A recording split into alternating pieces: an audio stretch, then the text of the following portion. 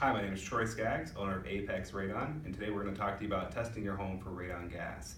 We have two different options here. A mail-in test kit.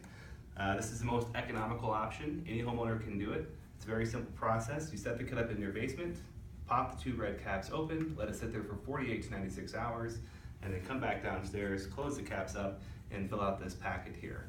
You then put everything back in the box, pop it in the mailbox, and ship it off to the laboratory. Everything's prepaid for shipping and lab fees, so you have no more cost after the purchase of the kit.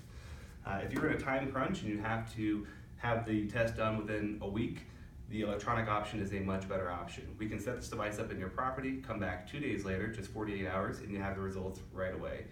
The cost is $150 for this, but you do get the results right away. So if you're in a pinch, this is the best way to go about it.